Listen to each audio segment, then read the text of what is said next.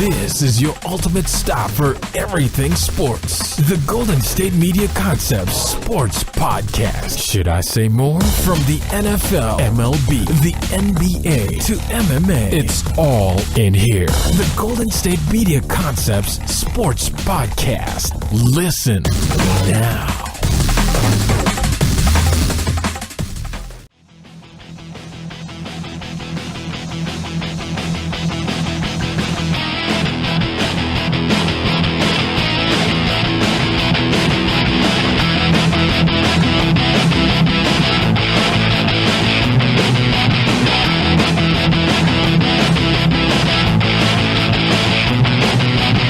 Alright, welcome to the GSMC Sports Podcast. As always, this episode is brought to you by AdamandEve.com. If you go to AdamandEve.com and type in the promo code SPORT, you'll get 50% off just about any item. And once again, I am your host, Jesse Tapia.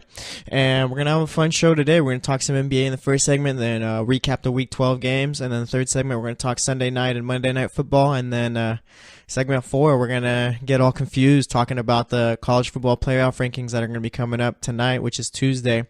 And pretty much like we always do for that last segment also, we'll just pretty much talk about anything else going on in sports. I mean, Josh Gordon, he's going to be back this Sunday. I'm really excited for that.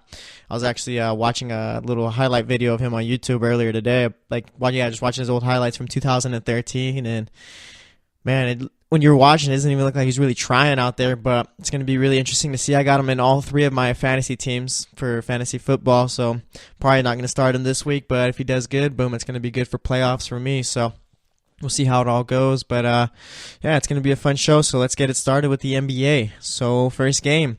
So, one was actually, probably the most intriguing game of the night going into it.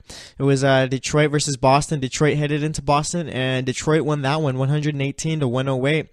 Tobias Harris had 31 points, 8 rebounds. He shot 11 of 16. Andre Drummond was Boston. I was watching the entire game. Boston could not stop him whatsoever.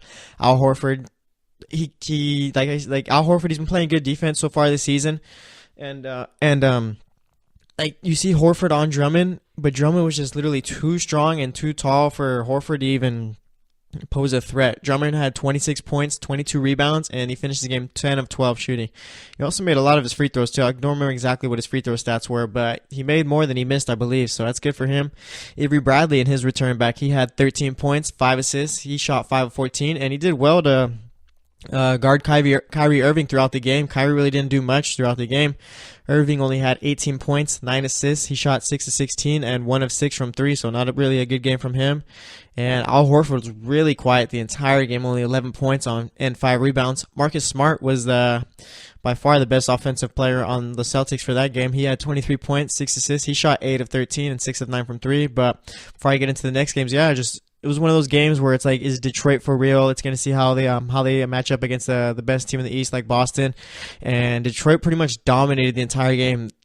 Boston struggled to get rebounds, and it's something that you've seen from Boston the last few years. I mean, this year they haven't really had much trouble rebounding, but when you're going up against a guy like Andre Drummond, you're going to have problems, and that's exactly what they had. And plus, they couldn't stop Tobias Harris at all. So Boston for this game had they were the best team, had the best team defense so far this season, but you couldn't really tell because Detroit was just pretty much getting whatever they wanted. Reggie Jackson was doing well to get to the hole and score. Avery Bradley was doing his thing in the first half, and then like I said, Andre Drummond was just a man who couldn't be stopped. Even when they tried fouling him and sending him to the line, he still made his free throws. So just an overall great game from Detroit, and it looks like they are for real. So see how it goes. I think Boston's now 18-4, and then Detroit is now 13-6, I believe.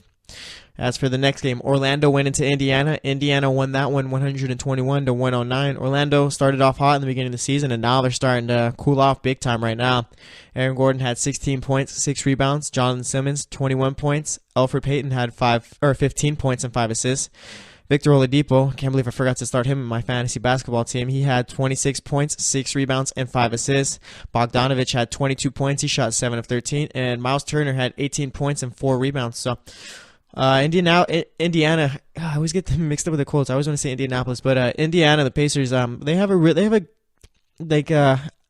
it's still early, but once the trade deadline comes, like eventually whenever that is, I think it's like in early January, around there, I think it is. Can't remember exactly, maybe February, but Indiana, like, they're a team where they could be the 8th seed with the team they have now, but if they were to trade for someone, like trade for a really good player that could help just elevate them a little bit more, you might see them as like a 6 or 5 seed. Maybe it's possible. Just by the way they've been playing, they've been winning games. Can't remember their record exactly. I think they are around the 8th seed right now, but yeah, we'll see how it goes for them. And like I said, Orlando's just been sliding so far. Ever since they still got hot in the beginning of the season, they've just been going down. Next game, Cleveland went into Philadelphia. Cleveland won that one easily, 113-91. LeBron James, another big game from him, 30 points, 13 rebounds, and 6 assists. Kevin Love had 13 points. He only shot 4 of 12, and nothing else really notable on the stat sheet from him. Dwayne Wade had a good game off the bench, 15 points, 5 assists, 4 rebounds. Ben Simmons had a really quiet game, only 10 points and 8 rebounds, Robert Covington had let me see right here. He had 2 points. He shot 1 of 11, and then the only player who played well for the Sixers was Joel Embiid. He had 30 points and 11 rebounds, but it looks like Cleveland's starting to pick it up. I believe they won 8 straight. Well, obviously if they have won 8 straight, they are picking it up, but now it's interesting to see how it all goes. I think they're the 3 seed in the East now. I remember everyone was panicking, including me, about them, thinking, oh yeah, Cleveland might be done, but I still think Boston's the best team in the East right now, just based off of their record. And like I said, they beat the Warriors early on in this year, and they've just been playing really well. But now Cleveland's 13-7, they're the 3 seed. They're a half game back of Detroit right now, so it's going to be interesting to see. Philadelphia is the 5th seed. They're 11-8, but we'll see how it all plays out for the rest of the season. It's going to be fun. But next game, Portland went into New York, faced off with the Knicks. Portland won that one, 103-91. Damian Lillard had 32 points, shot 10 of 20. Pat Connaughton, first I had to actually write his whole name down on the notes so I can remember it. He had 17 points. He shot 7 of 9. Maybe I'll be remembering his name a lot more going forward. CJ McCollum had 12 points, 7 rebounds. He only shot 4 of 15, so not a good game from him. Kristaps Porzingis, he had a decent game, I guess. He had 22 points, 7 rebounds, 6 of 16 shooting. Tim Hardaway had 16 points, 4 rebounds, and Courtney Lee had 14 points. Right now, I believe Portland's currently 13-8. They're the 4th seed in the West. They've been playing really well, finally. I'm always rooting for a team like Portland because Damian Lillard is one of my favorite players in the NBA just based off of how he plays. He's one of those old school type of players. He'll talk trash, I guess, but he goes out there and he tries to let his game do most of it. And let's see for the Knicks. The Knicks are currently 10-10, and they're a half game back of Miami for that 8th seed. So I know it's early to be talking about seeds and all that, but no, just got to mention it.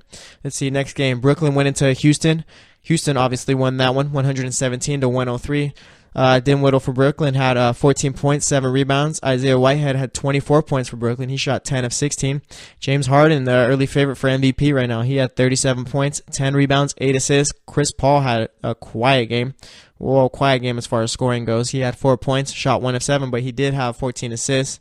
Clint Capella, also helping out my fantasy team right there. 20 points, 6 rebounds, and he was 8 of 12 shooting the ball. I always say when you're talking about a center, oh yeah, he shot 8 of 12, 10 of 12. So you're yeah, they're pretty much either dunking it or pretty much playing behind the rim or at the rim the entire time. So they're not really shooting it, but I don't know. It's just something weird for me to say. But next game, Dallas went into San Antonio. San Antonio won that one 115-108. Wesley Matthews had 19 points, shot 7 of 12. Dennis Smith had 19 points, 5 assists. He shot 9 of 17. Then J.J. Barea, he had 16 points.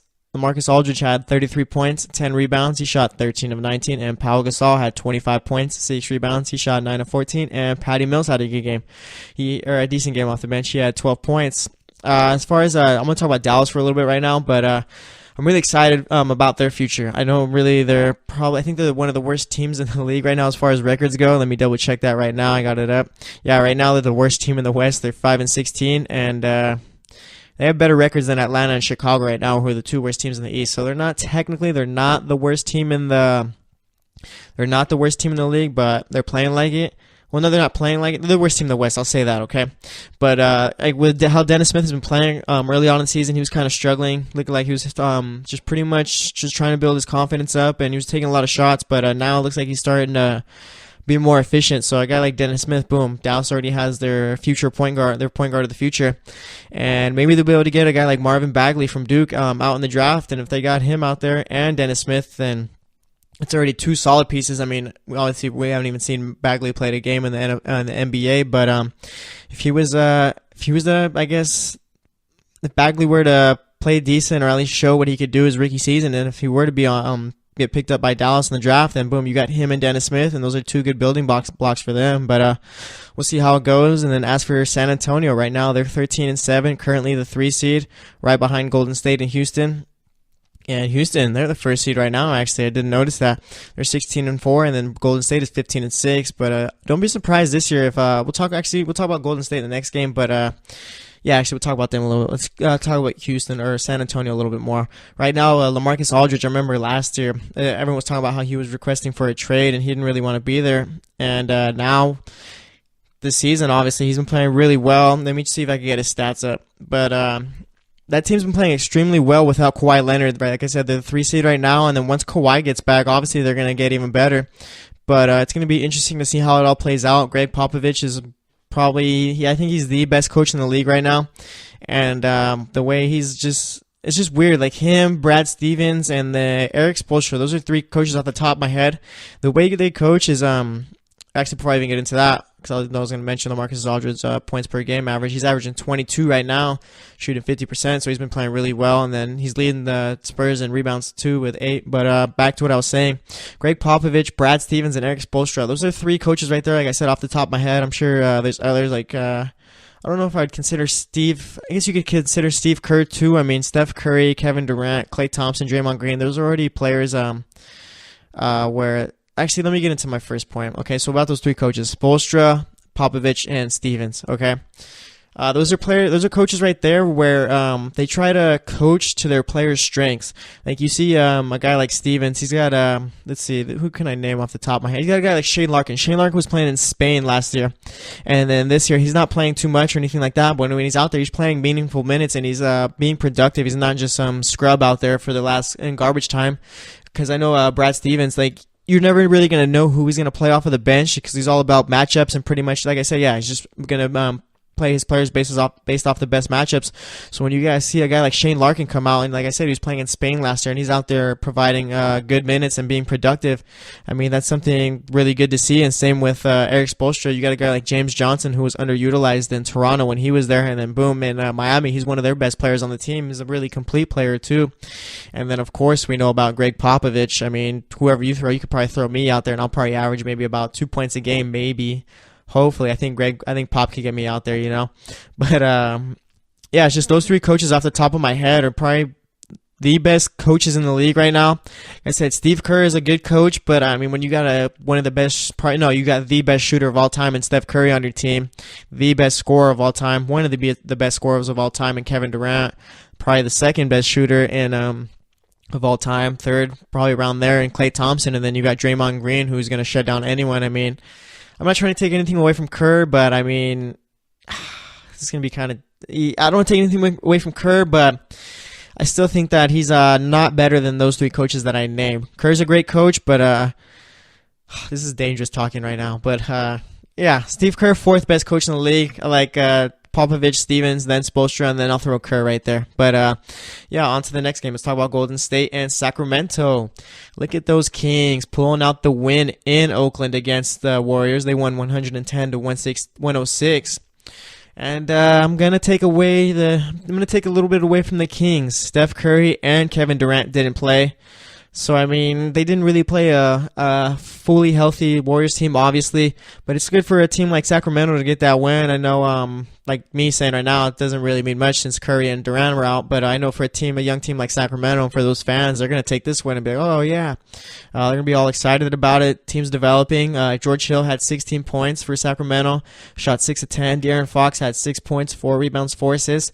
Willie Cauley-Stein, one of my favorite centers in the league, he had 19 points, 8 rebounds, 6 assists. He shot 8 of 9. He's been playing extremely well ever since they traded Boogie. I think it was last season. Yeah, when they traded Boogie away last season, obviously DeMarcus Cousins, for those who don't know him by his nickname Boogie, but when they traded DeMarcus Cousins, Willie Cauley-Stein, you saw him really starting to develop a lot more and pick up his play. I'm not saying that, I might be saying that DeMarcus Cousins was holding him back, but I mean, it's DeMarcus Cousins. He's going to get his always, but yeah, Willie Cauley-Stein is really starting to develop a lot better, and I'm glad to see how he's starting to take shape. Frank Mason, also a rookie out of Kansas for the Kings, he had 14 points. He shot 5 of 10. And then for the Warriors, Klay Thompson had 21 points. He only shot 7 of 20. And Draymond Green really didn't have all that good of a game. He had 14 points. Well, shooting the ball wise, I guess you could say. He had 14 points, 8 assists, and 4 rebounds. He shot 4 of 15, but those 4 shots that he made were from the 3-point line. He took 11 shots from the 3-point line, so he only took 4 shots from inside the 3 line.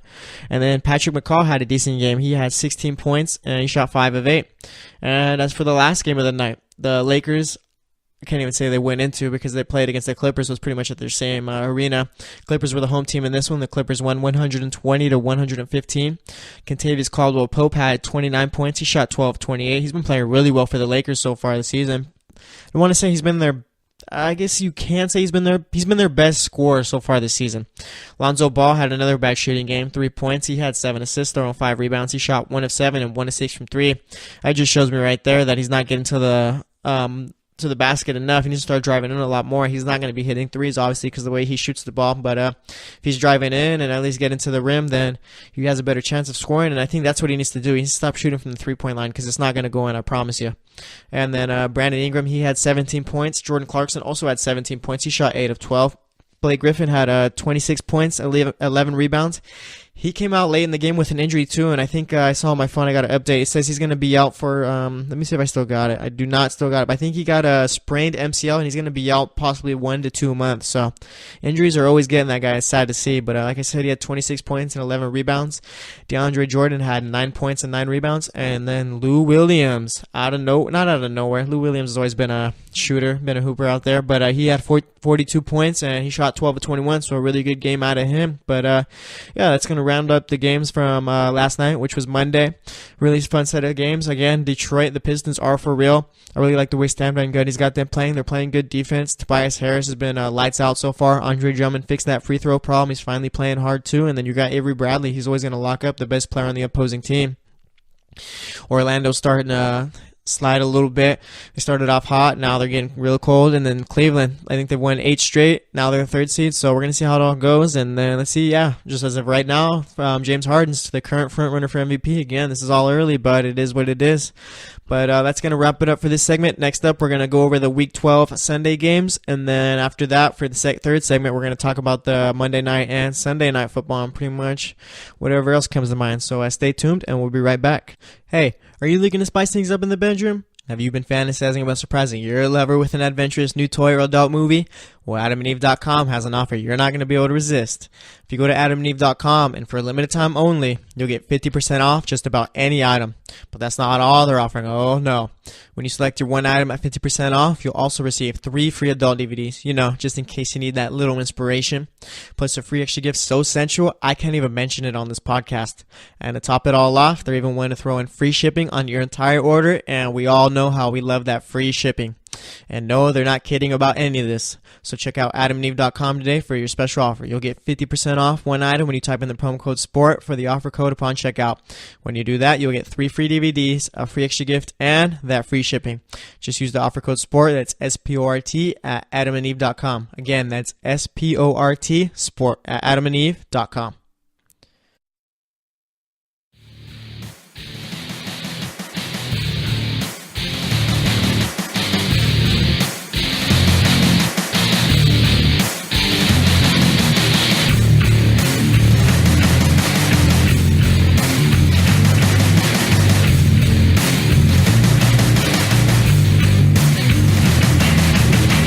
All right, and welcome back to the GSMC Sports Podcast.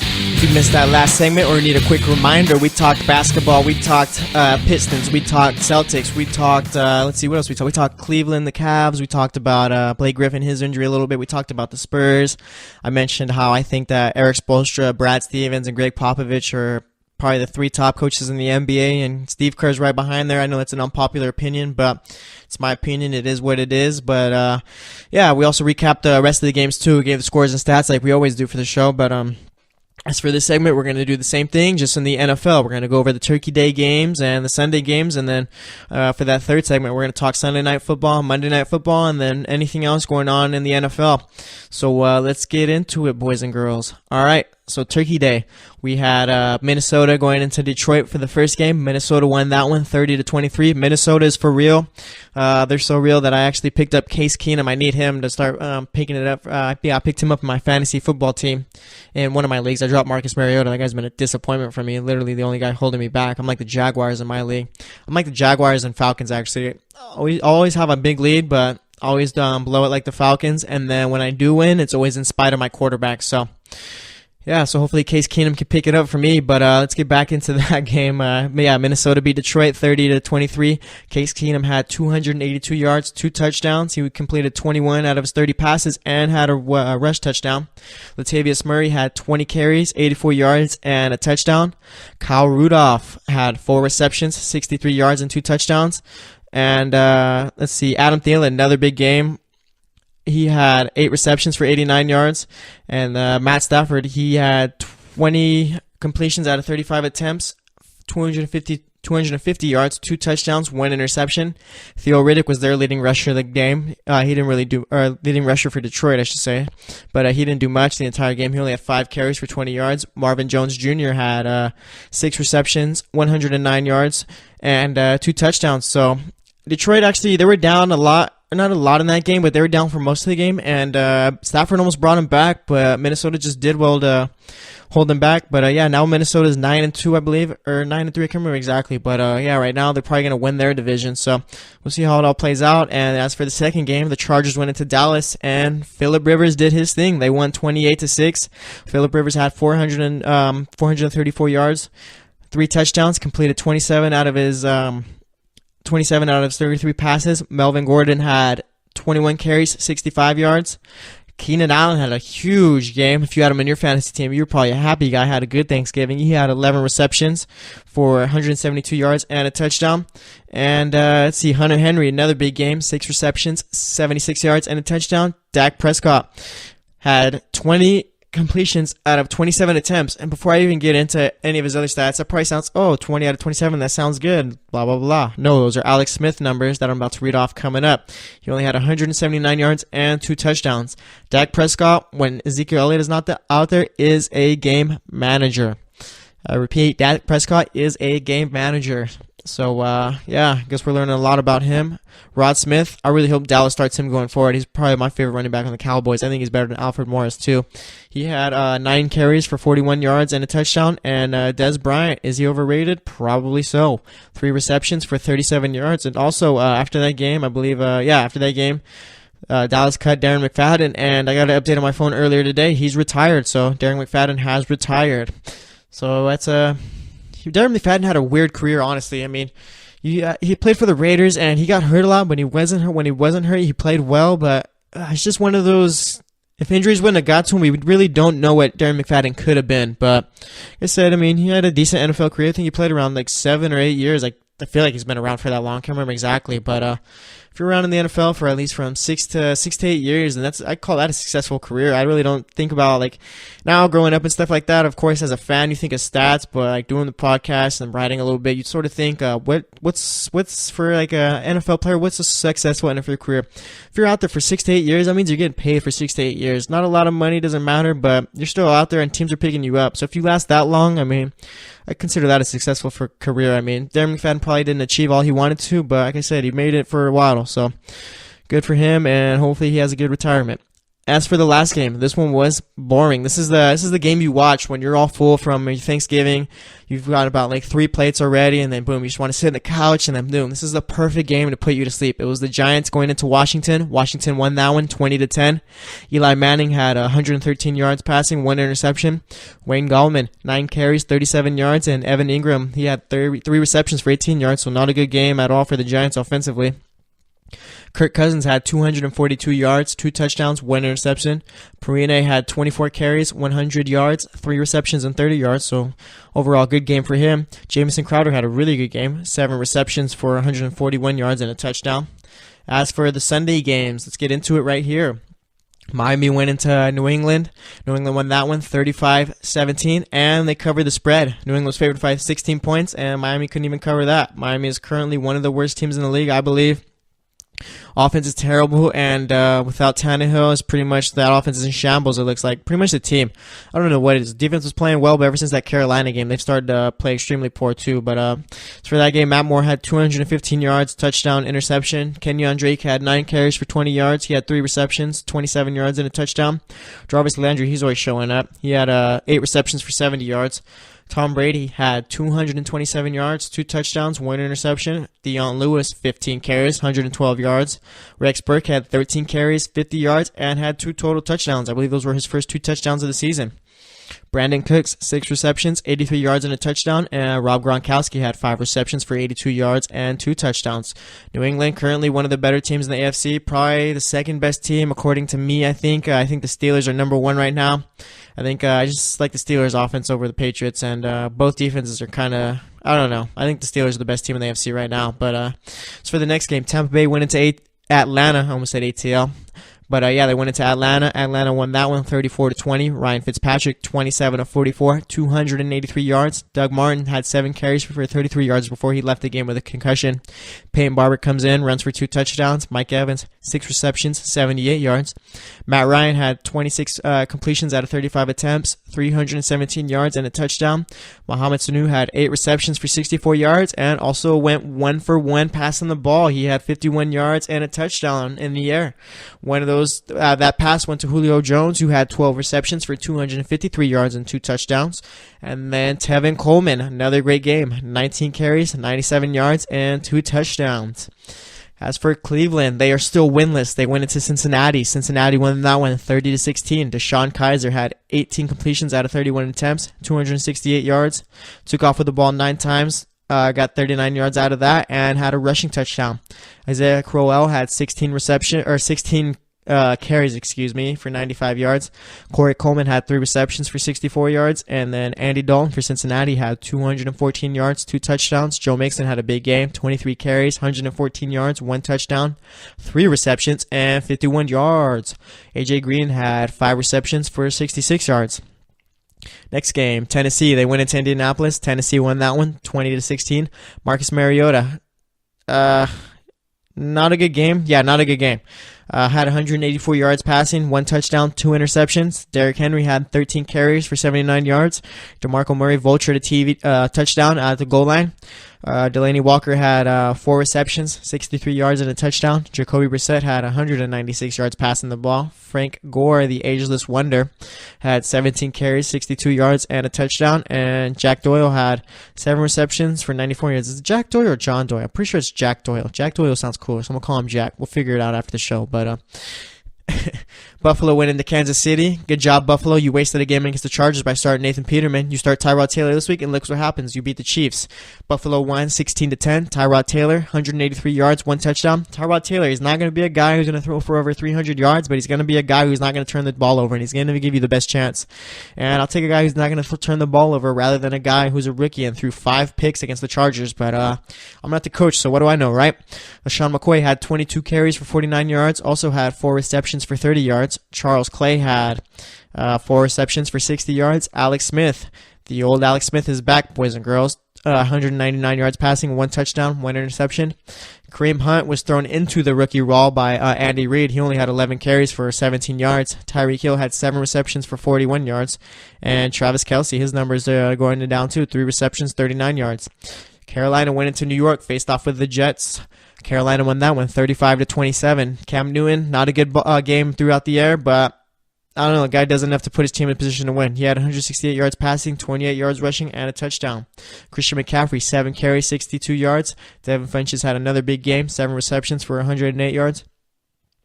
Josh McCown, 307 yards, 3 touchdowns. Bilal Powell, 9 carries, 38 yards. And Robbie Anderson, 6 receptions, 146 yards, and 2 touchdowns.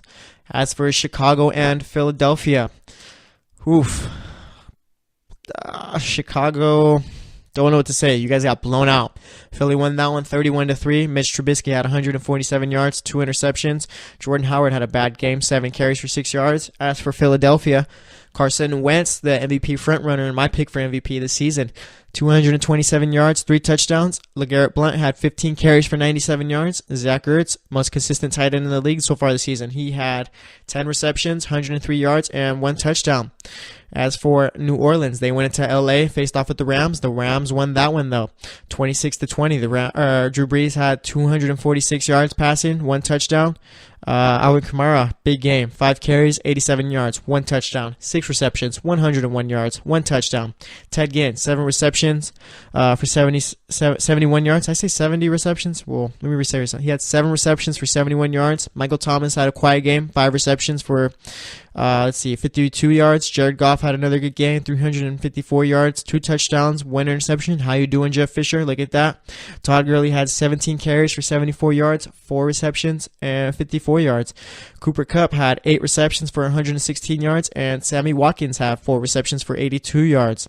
Let's see, Jacksonville, they went into Arizona. They lost to the Cardinals, pulled that one out with the help of that defense and Blake Bortles. Like I say, when Jacksonville's playing the opposing team, they're not just playing them, they're also playing Blake Bortles. Blake Bortles just does not give them a chance to win, but Arizona pulled that one out 27-24. Blaine Gabbert revenge game. He had 241 yards, 2 touchdowns, 1 interception. Adrian Peterson had 20 carries for 79 yards. Larry Fitzgerald had a quiet game, 3 receptions for 12 yards. Blake Bortles, 19 of 33, 160 yards, 1 interception. He was running like Michael Vick, I'll give him that. 6 carries, 62 yards, and 2 touchdowns. Leonard Fournette only had 12 carries for 25 yards. I'm not sure if he got hurt. I didn't get to check that game out.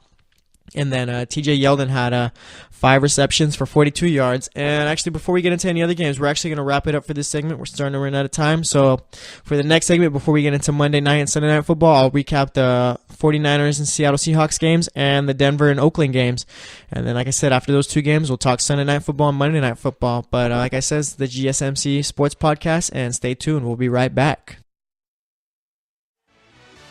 Are you looking for the very best NFL and college football podcast? Then check out the GSMC Football Podcast. Get the latest football news both on and off the field. From the NFL Draft to trades to the rumor mill to the NFL Combines. They got you covered. That's GSMCpodcast.com/football-podcast. Get updates on college rivalries, game day insights, and much, much more. It's football talk the way you want it. This show eats, sleeps, and breathes football. Don't forget to like them on Facebook and follow them on Twitter. Visit GSMCpodcast.com for more info.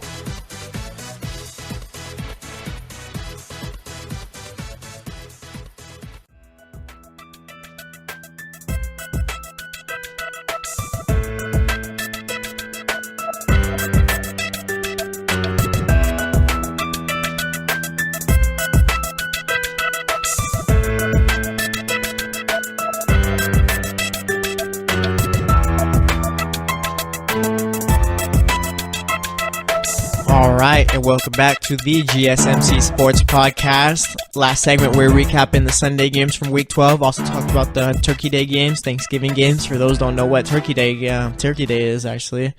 Not even sure if I should be explaining that, but if you don't know, now you know. Turkey Day, Thanksgiving. But now for this segment, we're going to talk about the Sunday night and Monday night football games. But before I get into that, I got to recap 2 more games from Sunday. So the Seattle Seahawks went into San Francisco. The Seahawks won 24-13. Russell Wilson had 228 yards through the air, 2 touchdowns, 1 interception. Also had a touchdown rushing the ball. Obviously, he took off with it. I'm not saying he ran the ball. It always feels weird when I say that too. Quarterbacks rushing the ball. Like I don't even know. It's just a weird thing for me. Eddie Lacy was their leading rusher. He had 17 carries for 46 yards, and Paul Richardson was the leading receiver for Seattle. Also, he had 4 receptions, 70 yards. Jimmy Graham, I don't know. Tight ends are weird to judge based off of their stats. He had 3 receptions, 34 yards, and a touchdown. I'll let you guys decide if you think that's a good game. Let's see. For the 49ers, oh boy. Jimmy Garoppolo came in the last minute. What did he do? He threw a touchdown. Boom. Future saved, right? I don't know. We'll see. It's only been it's got a small sample size. CJ Beathard, though, he came out with a minute left in that game with an injury. He finished the game with 201 yards, 1 interception. Carlos Hyde had 16 carries, 47 yards, and Marquise Goodwin had 4 receptions for 78 yards. And as for the Denver and Oakland game. Denver went into Oakland. Oakland won that one 21-14. Michael Crabtree, second year in a row, he got his chain snatched. Poor guy. I heard Adam Schefter tweeted that he taped it to his chest too, so you really just don't even wear the chain next time, bro. But Paxton Lynch for Denver, 9-14, 41 yards, 1 interception. He got injured, came out. Trevor Siemian had 11 completions out of 21 attempts, 149 yards, 2 touchdowns, and he's going to be starting this Sunday against the Miami Dolphins also. CJ Anderson, what a sad year CJ Anderson has had. Had him on my fantasy team, pretty much wasted a spot on my team this week against the Raiders. The Raiders have bad defense too, but he couldn't really do anything against them. He didn't even get the chance to do anything. I think Denver's pretty much given up on him or something like that, unless they're just going committee. But he had 5 carries for 12 yards. Cody Latimer had 3 receptions for 48 yards and a touchdown for Denver. Derek Carr had 253 yards, 2 touchdowns. Marshawn Lynch had 26 carries, 67 yards, and a touchdown. Cordell Patterson had 3 receptions for 72 yards. And Mike Cooper only had 1 reception for 9 yards and a touchdown. And I believe he left that game with a concussion also. I think it was a concussion. I think it might have been a knee injury too. I can't remember exactly, but I'm pretty sure he left the game with a concussion. But yeah, that's it for the Sunday, the day games. As for the Sunday night game, Green Bay went into Pittsburgh. Pittsburgh won that one 31-28. Brett Hundley had 245 yards, 3 touchdowns. Exposed that Pittsburgh secondary. I was talking good about Pittsburgh's defense the last couple of podcasts, talking about, oh yeah, the secondary's finally fixed. What do? They make Brett Hundley look like he's playing back at UCLA. They really need to figure that out. I still think that they're the best team in the AFC, but if they're going to hold off the Patriots, then they need to figure out a way to where that secondary just doesn't give up that many touchdowns or yards. Because, I mean, Tom Brady, imagine if Brett Hundley had 245 yards and 3 touchdowns against them. What do you think Tom Brady's going to do? He's going to throw for 400 yards, 4 touchdowns easily against that secondary. So they really need to patch things up and figure out a way to hide their weakness. Jamal Williams, 21 carries, 66 yards, 1 touchdown, 4 receptions, 69 yards, and a touchdown also for the Packers. Devontae Adams, shout out to Devontae Adams. Every time I start him, he always does something good. He had 5 receptions, 82 yards, and a touchdown. Ben Roethlisberger, 33 of 45 throwing the ball, 4 touchdowns, 2 interceptions. Le'Veon Bell, 20 carries, 95 yards, 12 receptions, 88 yards. Best running back in the league by far. Don't discuss it with me. Actually, Ezekiel Elliott's close. Am I missing anyone? LaShawn McCoy's up there, but he's not on Le'Veon Bell's level. He's like right under him. Let's see who else is there. I think those are the 3 best running backs in the league right there. But yeah, Le'Veon Bell, best running back. Then Ezekiel Elliott. Then LaShawn McCoy. I'm probably missing someone, but it doesn't matter. Antonio Brown, best receiver in the league by far. I know Julio had 253 yards receiving, but that guy can barely even stay consistent enough to get 100 yards a game each game. So, I mean, that's cool. You're going to break out for 253 yards, but, I mean, Antonio Brown's doing at least 120 yards a game, it feels like, every game. So, yeah, that's the best receiver in the league, then DeAndre Hopkins. But we'll talk a little bit about D-Hop after this. Brown had 10 receptions, 169 yards, 2 touchdowns. Basically won that game, like, not on his own, but it's pretty much Green Bay had, like, they double teamed him a lot in the first quarter, and then, like, they were still doing it, but it's pretty much Antonio Brown doesn't care what you're throwing at him. He's going to do what he wants, and you're going to like it. And that's exactly what happened. He couldn't be stopped, and that was it. Now Pittsburgh's currently 9-2, I believe, number 1 seed in the AFC. Patriots are right behind them, tied at 9-2, but the number 2 team in the AFC, it's probably off some crazy tiebreaker, I think it is. Not sure how it all works. But yeah, both 9-2, both 1-2 in the AFC. AFC is terrible. But actually, I'll talk about that after this. Let me get this Monday night recap in. So Houston, they went into Baltimore. Baltimore won that one 23-16. Tom Savage had 252 yards, 2 interceptions. Lamar Miller, 17 carries, 51 yards, 1 touchdown. And let's see, DeAndre Hopkins, another big game, 7 receptions, 125 yards. Let me see if I can pull up the scoring summary too so I can get that out there. But Braxton Miller had a decent game, 5 receptions, 43 yards. Joe Flacco, 141 yards, 6 carries, 42 yards. I'm telling you guys, it's the handlebar mustache that guy has. That's why he's been playing so bad. But Alex Collins had 16 carries, 60 yards, 1 touchdown. Buck Allen, 5 carries, 15 yards, and a touchdown. And Mike Wallace had 5 receptions for 48 yards. And yeah, I got the scoring summary right here. First quarter, Lamar Miller, 4-yard touchdown run, made it 7-0. Second quarter comes, Buck Allen, or Javorius Allen, for those that don't know him by Buck. He had a 10-yard touchdown run, which made it 7-7. Then Alex Collins had an 8-yard touchdown run, which made it 14-7. Baltimore, is it Kami Fairbairn. That's a weird name to pronounce, but he kicked a field goal for the Texans that made it 14-10 Baltimore. And Justin Tucker. This guy is like the most automatic kicker in the history of kickers, dude. Like, he'll kick like a 53-yarder, 56-yarder, and it's not even that the fact that he makes it, it's the fact that it's almost down the middle every single time. It's honestly kind of fun to see. But yeah, shout out to the kickers. Yeah, he had a 53-yard field goal at the end of the half that made it 17-10. Third quarter comes. Fairbairn had a 36-yard field goal for Houston, made it 17-13 Baltimore. Justin Tucker, another field goal, 20-13. Jeez, man, I'm reading off these scoring plays. This game was boring now that I'm thinking about it. Houston's kicker had kicked another one, 20-16, and then Justin Tucker, another field goal that made it 23-16. Wow. That was a boring game now that I think about it. I was there watching it. I was also watching a couple of basketball games too and then doing notes for the show. But let's try and pick it up next time. Come on, ESPN. Let's get some good games. But yeah, Baltimore won that one 23-16. Baltimore is currently 6-5. Let me see if they got the wild card spot in the AFC, the sixth one. They might be Buffalo might have it, but I think they're tied both 6-5. Let's see. Ooh, Baltimore's got it. Baltimore's currently in the sixth spot, and you know what? Baltimore's offense has been hot garbage so far this season. I'm not sure. Like, ever since Joe Flacco won that Super Bowl, a guy has just been, I don't even know. It's just like Joe Flacco. Like, we used to talk, is Joe Flacco elite? Like, now it's like, is Joe Flacco, is he above average? That's the question we need to start asking ourselves right now. Is Joe Flacco above average? Because he's not playing like it. The guy, can't blame him, dude. That guy's getting paid like he's a top quarterback. So I mean, he's got that going for him. But from based off of his play since the Super Bowl, it's like, it's not asking if Joe Flacco's elite. The guy, he's average, above average at best. He really, I don't even know what to say about the guy, dude. It's just, Joe Flacco's a weird quarterback. I'm just going to say that. Somehow Baltimore always finds their way back into playoff contention, always makes the playoffs usually.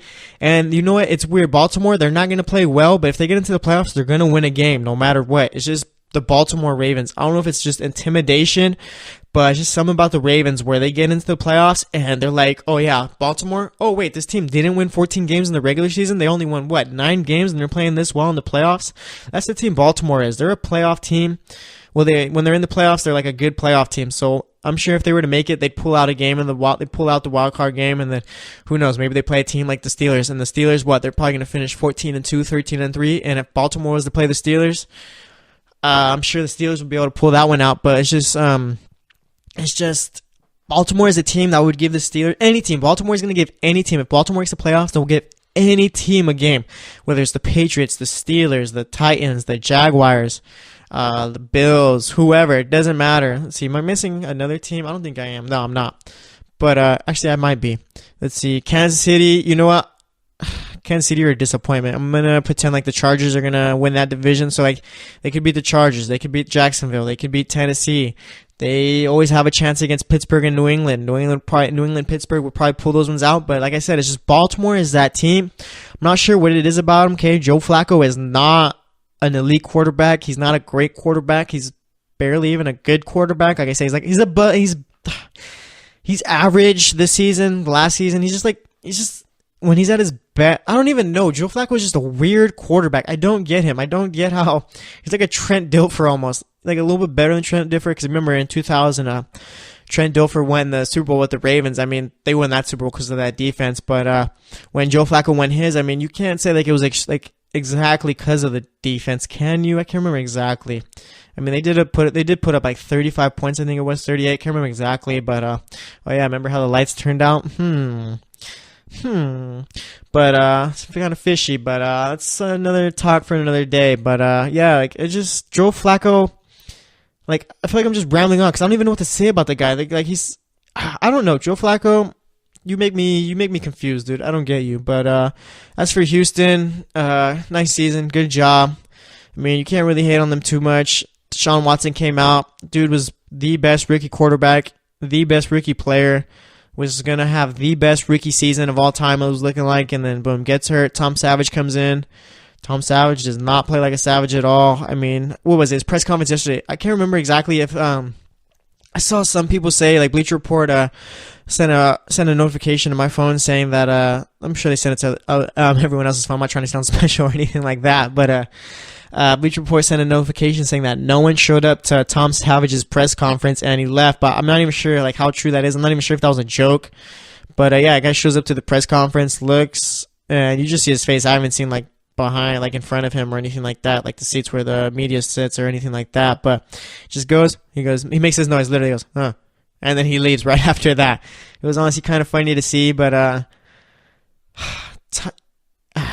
don't know about Tom Savage, man. I think he's saying he's trying to figure out what it takes to get to the next step as a quarterback, and he's not even ready to take a next step. He needs to like get to that step to where he can take the next step to get to become a good quarterback. I mean, I'm gonna say it, okay? They should have signed Colin Kaepernick. This team would have been a lot better if they had Kaepernick, okay? Tom Savage, like, why, Bill O'Brien? Why are you going to throw Tom Savage out there? You know already what he is. You threw him out there week 1, and you're like, oh, yeah, this guy's not good. We're not going to start him after that. And that's why you threw in Deshaun Watson, and thankfully Deshaun Watson played well, but boom, he gets injured.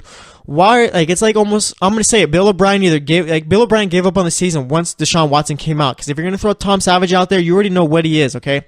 You throw Tom Savage out there, then you're not going to win games. So as soon as Deshaun Watson, this is my opinion too, this isn't a fact or anything like that, but if you want to treat it like it, go ahead. But yeah, I think personally that Bill O'Brien, once Deshaun Watson came out, he's like, oh, Deshaun's out, season's over, I'm just going to throw Tom Savage out there, we're going to get a nice pick. But yeah, we'll see how it all goes. I want to mention Jadeveon Clowney. One of the best edge rushers in the league, maybe the best. He's unblockable. It's crazy to see. There was one, I think it was the fullback or tight end, goes to try and block Clowney, and Clowney pretty much just brushes him off like it's me trying to block Clowney. And I can only imagine with me trying to block Clowney, I'd be terrified for my life. But other than that, that's all I got. Like I said, Joe Flacco, you confuse me. I don't get you, bro. You're an average quarterback, above average. Houston, season's over. Tom Savage is not the guy.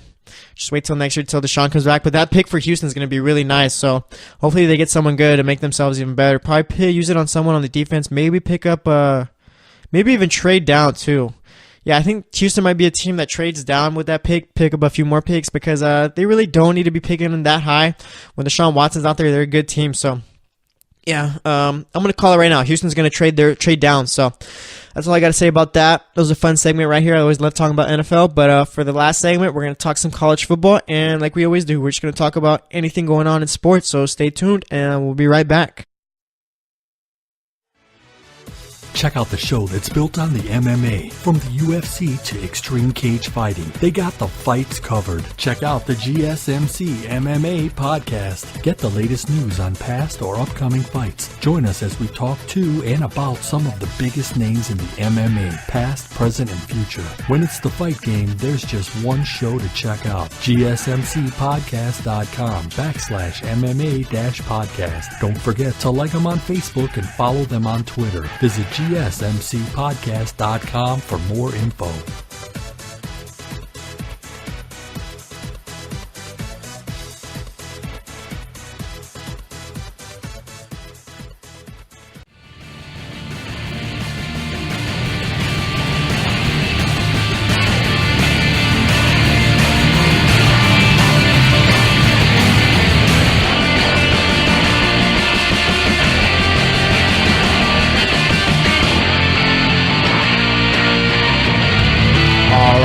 Welcome back to the GSMC Sports Podcast.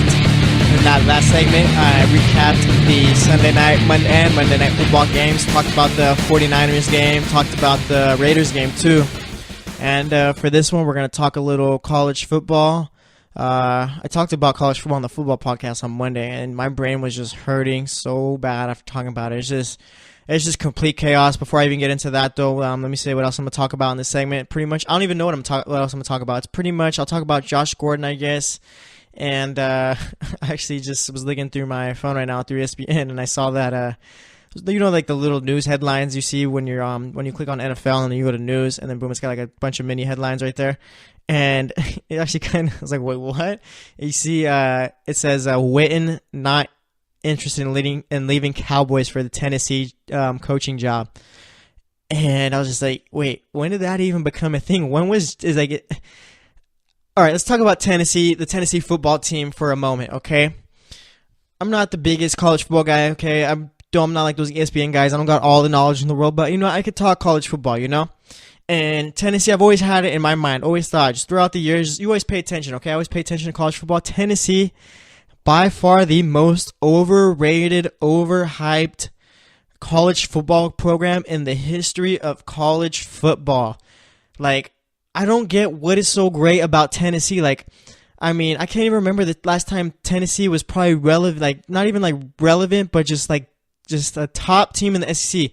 And I know, like I said, like I'm not like I couldn't tell you like when's the last time they won an SEC championship or anything like that. But the last time I remember Tennessee, like just hearing about Tennessee being good, was when Peyton Manning was there. And I was barely even like I was like 3 years old for that, I think. And it's just like that's the only good thing I've ever heard about Tennessee.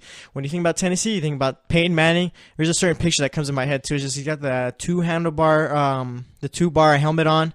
And he's just got the Manning face on. You know how Eli Manning and Peyton have like this just the Manning face, It's just like it's just some weird face. I'm sure like me talking about like oh yeah, Peyton Manning, Eli Manning, they have like the Manning face. Like Eli Manning just makes that weird face all the time. Peyton, same thing. But I just don't understand like I said, Tennessee, most overhyped, overrated college football program in the history of college football, it feels like for me. And I might be wrong. Like Tennessee might have done something in the early, like the mid 2000s where I just don't remember. But like just recent memory, what's so good about Tennessee? Rocky Top? Isn't that the song that they sing too? Is that the song they sing? I remember like Lane Kiffin.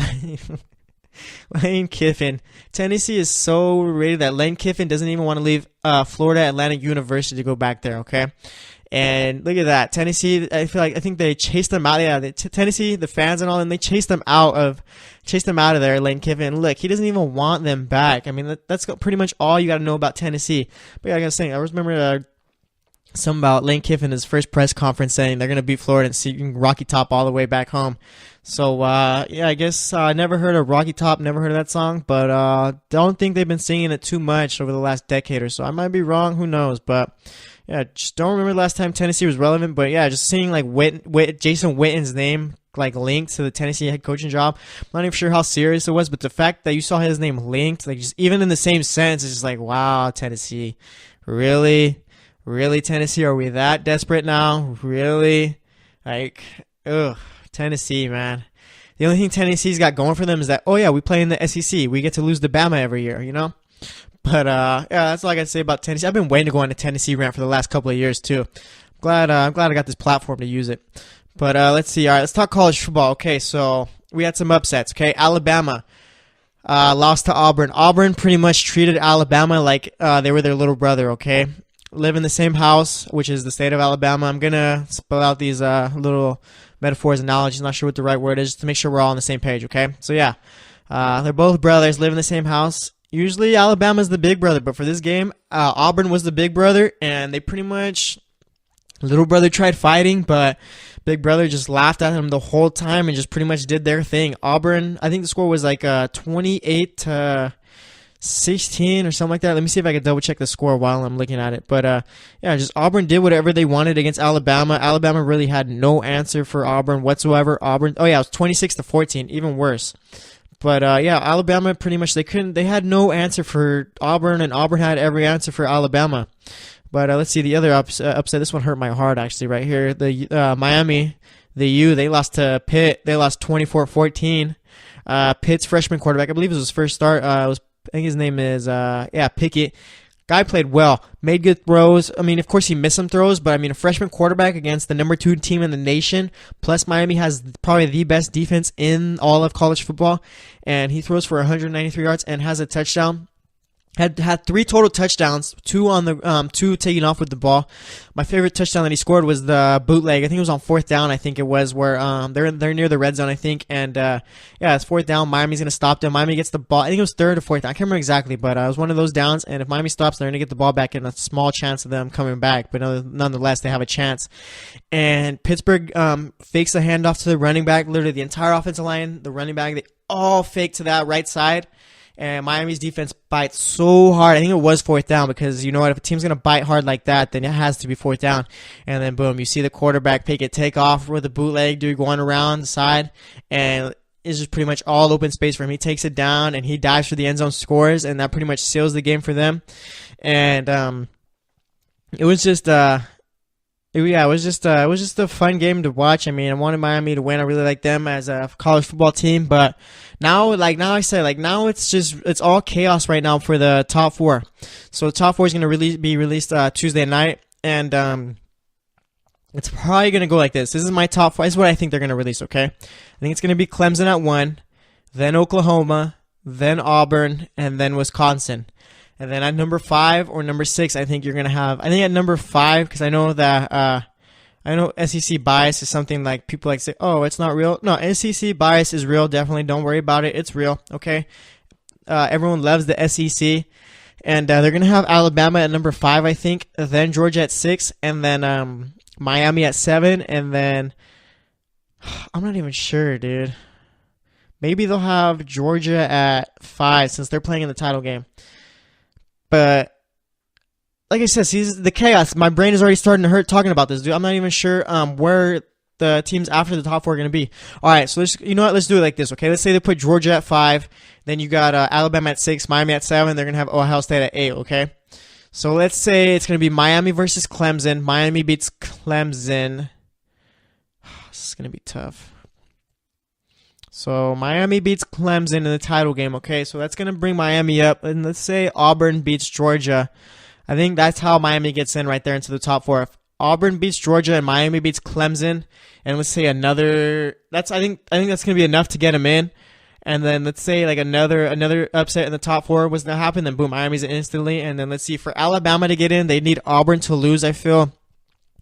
They would need Auburn to lose, Clemson to win, Oklahoma to lose.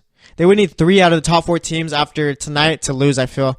And I don't think that's going to happen. So I think Alabama actually might be out. I was actually talking with Tate yesterday, and like I was talking like, oh yeah, like Alabama, like Miami really didn't have like, or talking about like Alabama and they're going to be in. But he was telling me too, he reminded me, you know what, Alabama hasn't had that tough of a schedule. Let me get the schedule up right here, okay? They lost to Auburn, who was the number 6 team at the time. They beat Mercer, 56-0. They struggled against Mississippi State. They won that one by 7. They beat an LSU team who's not good. They beat a terrible Tennessee team. They beat Arkansas, not good. Texas A&M, not good. Ole Miss, not good. Vanderbilt, not good. Colorado State, not good. Fresno State, not good. And then Florida State, quarterback got injured in that game. So Alabama has had a cakewalk of a schedule, okay? And it's just with Alabama, I feel like riders think, oh, SEC, they play in the SEC. Those teams are good. No, Alabama has not had a good schedule. Miami's had a harder schedule than them. So Miami deserves to get in over Alabama, I think. But I just don't think it's going to happen just because of the SEC bias. But we'll talk more about it, more about college football to Wednesday, since that's what we're going to have the rankings out. And we'll be able to, it'll be a little bit more clear. But yeah, that's all I got to say about college football right now. But let's talk about things going on around in sports.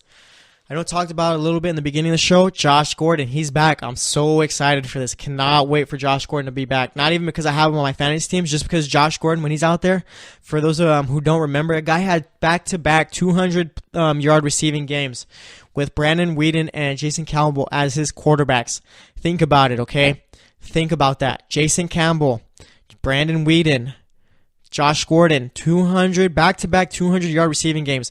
I was watching highlights earlier, and I was watching the highlights, and it's like the guy wasn't even trying when he was out there, and he was just like, it's just incredible. There was one where I think it was Brandon Weeden or Jason Campbell, doesn't matter, they're both bad quarterbacks, but they make a throw to the corner of the sideline, and the cornerback's in front of Josh Gordon, and he somehow finds a way to get in front of the quarterback, and he has his toes already up, and like he makes the catch like effortless, like he doesn't bobble it or anything like that. It's just the guy is a beast. He's got, like, I'm so excited. I mean, when he I think I can't remember, it was one of the Browns beat writers tweeted out that he recently ran a 4.340. I'm not going to start him this week in fantasy, but I just hope he does well. I mean, I'm going to have him for that playoff push, but like I said, I just want Josh Gordon to do well. Like he said, when he's out there, he's one of the best receivers in the league. When he was out there, he played. He didn't even play for a full season. I think he played 14 games 1 year, and he had 1,600 yards and 9 touchdowns. Imagine what he could do next year with a full season. Just hopefully he has his head on straight and he's ready to go. But let's see what else we got going on in the NFL. Eli Manning not starting this Sunday. I think they're playing the Raiders, the Giants. Let me double check that. But yeah, Eli Manning will not be starting this Sunday. It's going to be Geno Smith. And you know what? This might be the end of Eli Manning in New York. And also, another thing, I was looking through ESPN, looking through the headlines, and don't be surprised if good old John Elway's like, you know what, Eli, we want you on our team. Come play quarterback for us after this season. He's going to end up with the Jaguars or Denver, I think, after this season. Hopefully it's Denver because I really want to see Lamar Jackson in Jacksonville. I feel like that'd just be a young explosive team, just really fun to watch. But oh yeah, the Giants, they're playing the Raiders this week in Oakland. So Geno Smith, he's probably not going to look as bad as he should because he's playing the Raiders defense and they're terrible. But yeah, we'll just see. Like Eli Manning not going to be starting this week. Let's see, what else do we got? Sam Darnold denied that he'd skip the draft to avoid the Browns. Not really sure what to think about. I mean, I don't know. I mean, I'd skip it. Michael Crabtree and Aqib Talib got suspended for 2 games. And then let's see, what do we got going on in the NBA? Like I said, Blake Griffin's going to be out for 2 months with a sprain. I think it's his MCL he sprained. And then also on the Giancarlo Stanton front, it's looking like it's going to be the Dodgers, or I think it was the Cardinals were the team that I saw. Those are the 2 front runners right there. Ooh, excuse me, but watch out for the Red Sox, okay? Because you've been seeing, like, there's been reported that the Red Sox, like, have, like, a little interest in them. They're, like, engaged in talks right now, but it's not really going anywhere right now. Like, it's like small interest, you know? But it's always those teams where it's like, oh, yeah, like, they really don't want him, and then, boom, all of a sudden, boom, he's there. So watch out for the Red Sox, but I think if he goes to the Dodgers, he's going to have to take a pay cut, I think, in order to make it all work. But, yeah, we'll just see about all that. But that's pretty much, that's going to be it for what's going on around sports. So that just means that our GSMC Sports Podcast is over for today. This was a fun show. Really enjoyed talking about Joe Flacco. Actually, it kind of made my head hurt. I really don't get Joe Flacco at all. Glad I got to go on my Tennessee rant finally. That was fun. It's fun. Always fun talking about NBA in the first segment. And yeah, fun show throughout. But that's going to wrap it up for today's show. Once again, this is the GSMC Sports Podcast, and I'm your host, Jesse Tapia, and we'll be back tomorrow, which is Wednesday. We'll talk some college football. So now that the rankings are going to be out later tonight, so stay tuned, and we'll talk to you tomorrow. You've been listening to the Golden State Media Concepts Sports Podcast, part of the Golden State Media Concepts Podcast Network. You can find this show and others like it at www.gsmcpodcast.com. Download our podcast on iTunes, Stitcher, SoundCloud, and Google Play. Just type in GSMC to find all the shows from the Golden State Media Concepts Podcast Network, from movies to music, from sports to entertainment, and even weird news. You can also follow us on Twitter and on Facebook. Thank you, and we hope you have enjoyed today's program.